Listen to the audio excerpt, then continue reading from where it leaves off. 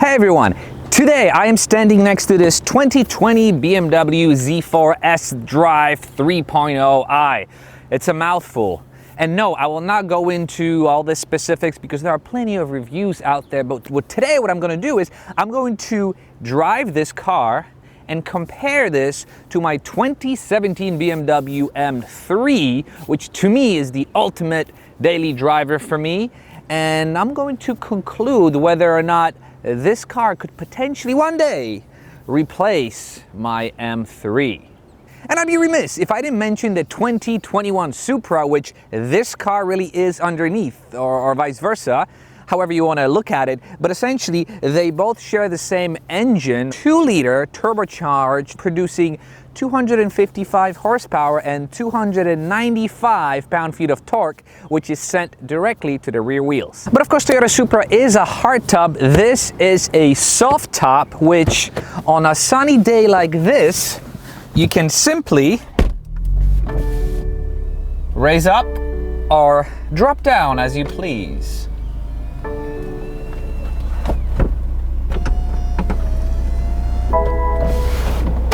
But I like it down. The soft top unfortunately adds extra weight when you compare it to the Supra, 250 or so to be exact, whereas the Supra weighs at 3,200. This is about 34 and change.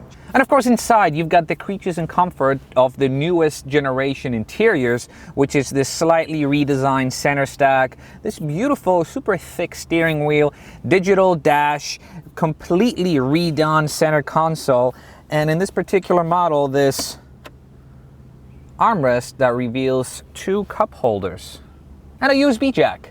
One of my favorite features in the interior of this car are these beautiful seats. They sort of compare to my M3 competition seats with these heavy bolsters, nicely sculptured tops.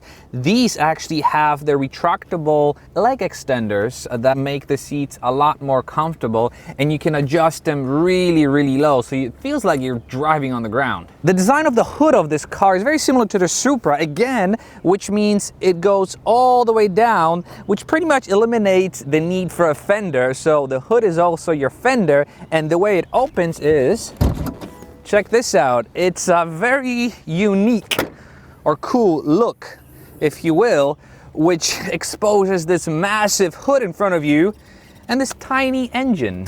And of course you slam it like a BMW. The trunk of this car is actually quite spacious for a convertible. You can definitely fit a set of golf clubs. I don't golf, but you definitely fit some decent amount of stuff in there. But that's it, no more yapping. Let's take this car for a test drive. Let's get it started. And again, these seats are uber comfortable. First thing you notice right away, this car turns really well. It shows that the car weighs 500 pounds or so less than my car, and even though this doesn't have the fancy suspension or anything like that, it definitely feels nimble. It's a shorter wheelbase, so you can take these turns in a more aggressive way. The fact that it's a soft top, which adds to the weight and removes some chassis stiffness, is not very evident. And again, this 255 horsepower engine accelerates quite well. In manual mode, which is how I've been driving it, it feels like a dual clutch transmission. These paddle shifters seem too far away. I wish they were a bit closer and maybe a bit higher, but once you get the car in manual mode, it feels awesome. It literally feels like a video game. And what's cool about it is, in manual mode, the car will not shift for you. A lot of these automatic transmission cars actually shift once you hit red line, even if you have it in manual mode. This one doesn't. Check this out. Let's put it in 4th gear. Let's red line it.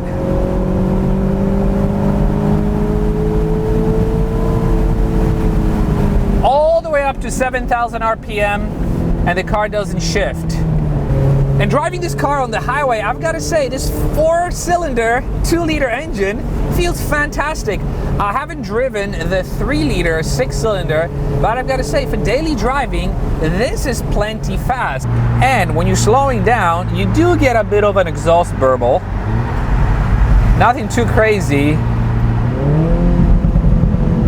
but you do get some of it. Nice, we have this on-ramp here. Let's see how she does. Woo, the back is stepping. Oh, that's a sharp turn.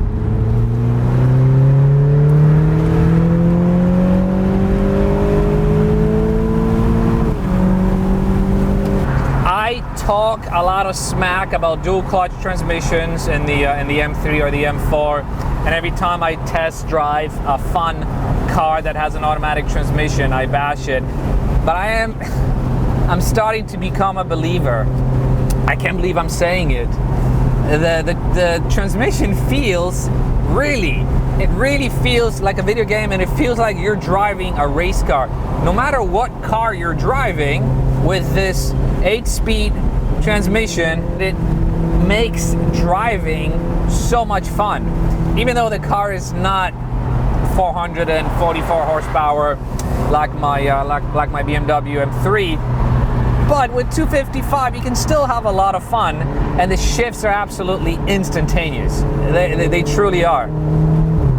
The new generation M3 or the M4 that are scheduled to come out later this year are going to have the same transmission, obviously slightly retuned. And I've got to say, if I were in the market for one, which I might be, I don't know, I might be going for the automatic. I don't know. One, it is a pretty fun drive, even though, yes, manual transmission car is a lot of fun, no matter how weak or powerful the engine is. But this is on another level. This is like a video game every single time. Every single time. And my wife could drive it, and it will be a more comfortable drive, less jerky. Now, would I own a convertible? Probably not. I'm not a big fan of being exposed, and I just I don't want people to look at me. Even though I drive a bright blue BMW, I would much rather be hidden in a cocoon of something that's got a roof. But my, oh my, you can have so much fun in this car. And this is coming from a guy who drives a car with double the horsepower, almost double the torque, and a manual transmission. It's time to test the acceleration, and you're in for a treat because Brian over at Keys Motorsports sent me this draggy device, which actually is taped behind me for the best GPS reception. But basically the way it works is you download this app, you connect to the device, and it's connecting, and it's getting satellite signal. And what this device does, it tells you, or it measures your acceleration. So let's see what we can get out of it. So to do that, we're going to put the phone in a safe place. We're going to put the car in manual mode. Actually, you know what? We're going to put it in S mode. Drop it here. Left foot on the brake.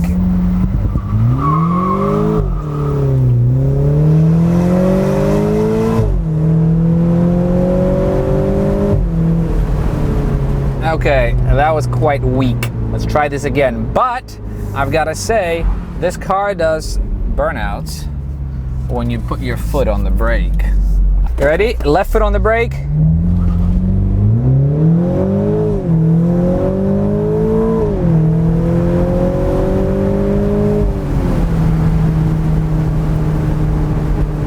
Wow, 0 to 60 in 5.9 seconds. And we're done. Yes, this was not a very scientific review, nor was it a very detailed one, but I just wanted to give you an opinion of a BMW M3 owner to see if I could potentially see myself driving a car like this. And I've got to say, as I mentioned earlier, driving this car made me really, really like it. Not only the car, but also the engine and the transmission that this car comes with. Yes, the 3-liter twin turbocharged engine that you can get in this car is definitely a lot more powerful, is definitely a lot more fun. But do you need that much more fun in a convertible? You're not going to take it to the track. You have plenty of passing power on the highway, and you can take your spouse, or the spouse can take you for a nice weekend cruise. And on that note, thank you very much for watching. Let me know what you thought of this video by commenting below, and would you get a car like this? And maybe give me a thumbs up if you haven't, and subscribe if you haven't. And as always, thank you very much for watching, and I will see you in the next video. Bye-bye.